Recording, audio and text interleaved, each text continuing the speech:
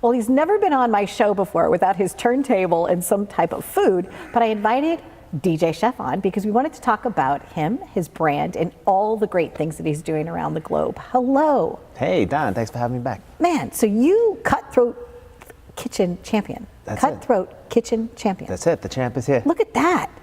Yeah. It's all gold and shiny. So you've had a brand. Like the set, look at the set here. I like my set, right? Real fancy here now. It's really fancy. You have created something, a brand that was a vision, and you've manifested it now for well over a decade. Yeah. And now you're fancy pants. I mean, you have been creating celebrity events, doing weddings for big names, big corporate sponsors, traveling all over the world, doing bachelorette parties. How do you feel now that you've manifested this? Yeah, just to be doing it like full time. You know, me and Donna go way back, and yeah, always had the day job, and trying to support it. Going in the beginning, there's obviously a lot of ups and downs. So yeah, just to be doing it on my own full time is a feat in itself. Which I'm happy about. And then it's 2020 now, and just kind of like recapping everything and updating everything as I do every year. And yeah, I mean, feels good. Things are going well, and got some big events and big projects in the mix this year. You've also always been a champion of social media. Early adopter of everything, and boy, do you use it well. Yeah, because when I started, there really was no social media. No. It was, cut and paste, photocopy a flyer, send it out, emailing everybody, my little do-it-yourself website. And yeah, social media was just like a gift because it was everything that I was already doing. And, now everyone's connected, and I can kind of do all that stuff and, not work as hard at it. It's really easy to me. I'm fun, like, right? wow, this is like, Disneyland of marketing, It's like cooking, but you're just cooking with pictures and type. Yeah. I saw a recent 40th birthday party that did for somebody that looked really successful. Yeah. I mean, it's totally my demographic as far as, the music, and, obviously everybody likes food. So, I just hit all the notes. I do a lot of 40th, 50th, 60th, those are like over the top. And then, the bachelorette parties just don't stop. It's just a perfect thing. The bride needs to know how to cook, and I do it in a fun way. And I'm kind of like out in the Hamptons, all summer. Yeah, what are you, king of the Hamptons now? Yeah. Someone called me the king of the Hamptons. I'm like, I like that, because I'm from Long Beach, the other end, and I would have like a random Hamptons thing, and Hamptons was always so unreachable, and now I'm like that every weekend. Yeah, so I kind of laugh to myself a little bit about it. It's sweet. And you've always had a great, bubbly, joyful personality, and I think that makes you so great at what you do. But you created this niche, because when you have a good party, what are the two things you always want to have? Great music and great food, because that's what makes it memorable. Exactly. And you created a way that you blended it together for them. Yeah, I used to, not agonize over try to perfect the music and, the equipment I'm using and the food. I was getting, detailed about every little thing. But, it's really about none of that. It's about making sure both of them work in sync. And at the end of the day, they just had fun. At the end of that, it's like, that was a great party. You know what I mean?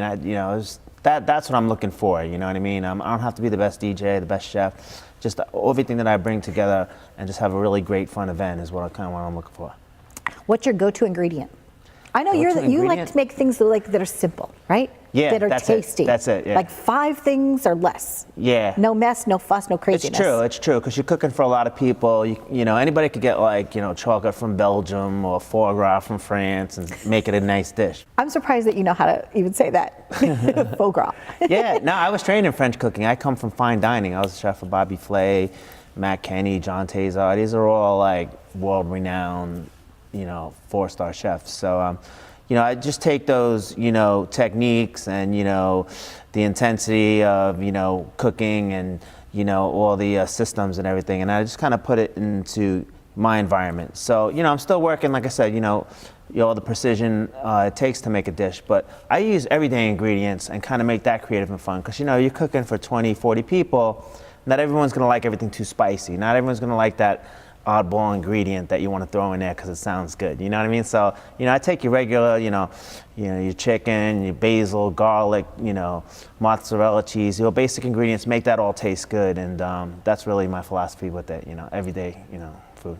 And before we wrap up, I know just like I love charities, and I know Yeah. you do too. Let's talk about John Stark. You've been working with that for a while now. Yeah. I did one event for John Starks, and then boom, he made me his, official DJ/chef. And I do his bowling event, I do his casino event, and the golf outing. So it's like 3 events I do with him a year, and it's just great, because I'm a 90s Knicks fan, so that makes it even better. So my 90s Knicks there and everything, and a lot of athletes that I grew up with.